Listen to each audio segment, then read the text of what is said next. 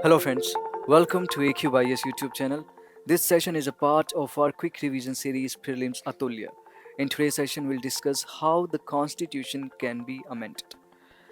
Friends, have you ever wondered that the same constitution has managed to survive? It's been more than 70 years since constitution came into effect. It came into effect in 1950, although it was adopted on 26 January 1949, but it formally came into effect on 26th January 1950. So do not get confused between these two dates. Remember that it was adopted on 26th November 1949. However, it came into effect formally on 26th January 1950. Now, constitution we have already discussed that it is a set of documents, and these documents contain the rules, laws, and these rules, laws govern the society. Now, India has managed to be governed by the same constitution. Okay, so how has it happened? Do we have the best constitution in the world that it needs no changes? Or our constitution framers, were they so visionary, were they so far sighted that they had envisioned the changes that would reflect in the future? Well, answer to both these questions is yes. We have one of the best constitutions in the world and we should be proud of it. And second, our constitution framers, they were so visionary that they were aware of the changes that would arrive in the future. So the constitution that we have, it is best suited to our country. The basic framework of the constitution, it is best suited to the needs of this country. Moreover, our constitution, it responds to the changes. It is open to changes. Okay, so if any modification, if it needs to be made, our constitution is ready to accept those changes. So our constitution has flexible provisions and rigid provisions. So remember, there are two kinds of constitutions. First, flexible, and second, rigid constitutions. Now our constitution, it has both characteristics, flexible characteristics and rigid characteristics. Okay, so just remember this point. So it is flexible, at the same time it is rigid also. Now, how can we amend the constitution?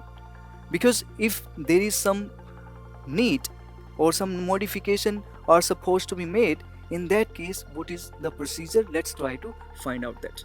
So, the amendment of the constitution, it is provided under Article 368.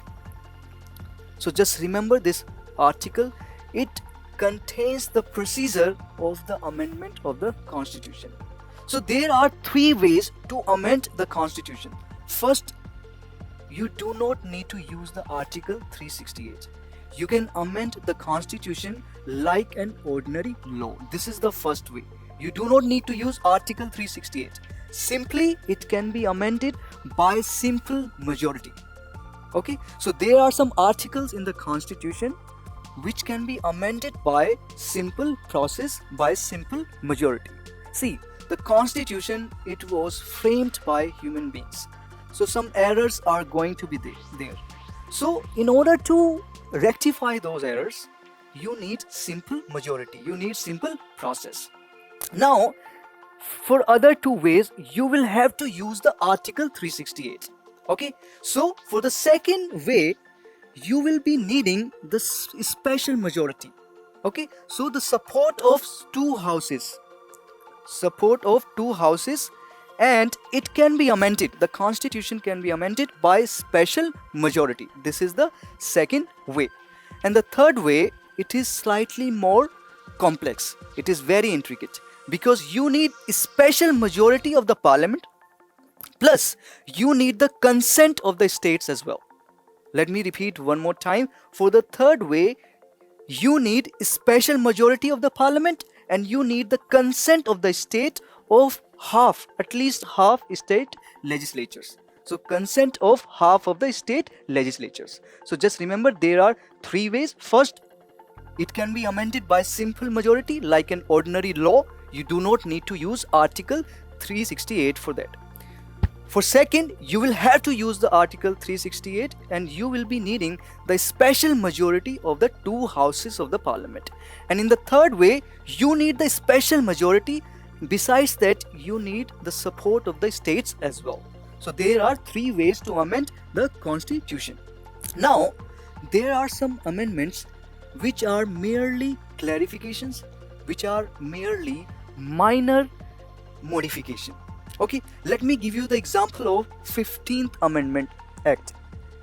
Now, because of this amendment, the age of retirement of High Court judges, it was increased from 60 to 62. Okay, so earlier the age of retirement it was 60. Later on it was increased to 62. See, so this is also an amendment, but it is just a minor modification. It has not made any substantial changes to the provisions. So this is the first classification. Here the amendment has been done, but no substantial changes have been made. Second, Parliament. See, you have to understand this concept that judiciary and government.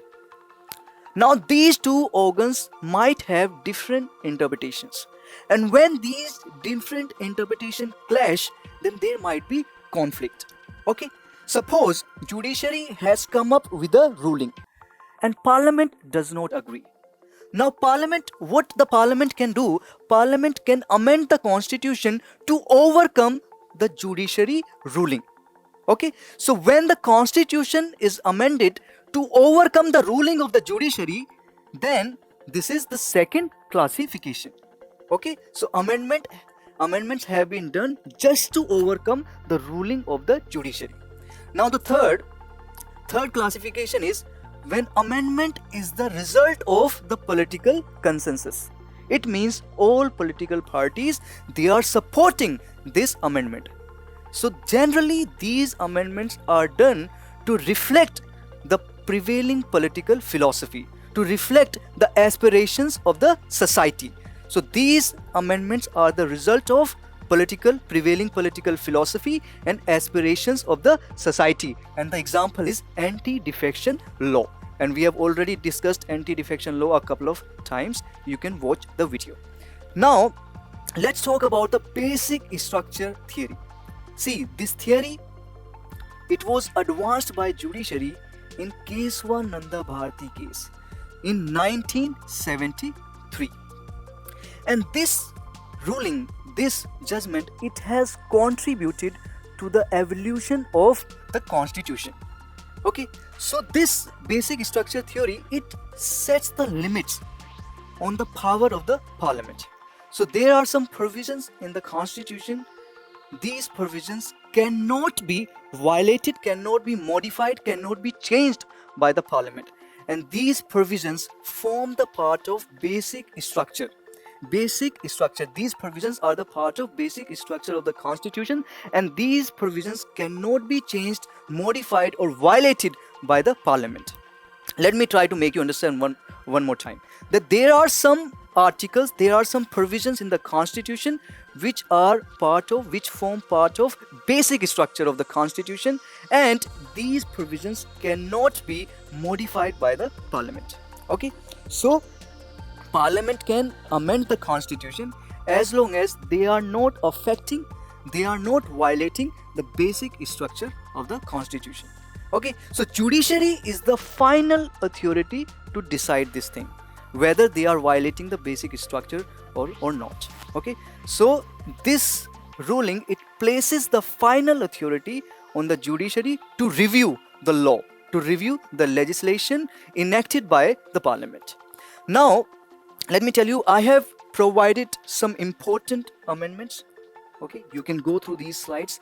These are very, very important amendment, and specifically 42nd Amendment Act 1976. Remember, it is also known as mini constitution. Okay, and we have discussed 42nd Amendment Act many a times. Okay, in our previous sessions we have discussed 42nd Amendment Act, and this is very very important. Make sure that you revise this article one more. Make sure that you revise 42nd Amendment Act 1976 again. Now I would like to tell you one important fact. This is regarding the commission that was formed in the year 2000, and this is related to the review of the constitution. Okay, and this commission, it was headed by the retired Chief Justice Venkatachalya. Okay, so this fact you can remember about this commission. It was formed to review the constitution. So, and I would like to repeat one more time, I have provided the list of important amendments. You can go through all these slides. Okay, these are very very important amendments and can be asked in your upcoming prelims. So all these facts I wanted to discuss in today's session, and you can download these notes and you can start revising. And if you have liked our initiative, you can subscribe our YouTube channel for more such videos, and you can follow our social media platforms for daily current affairs content. So that's all for today's session. I'll see you in the next session soon. Bye bye. Thank you very much.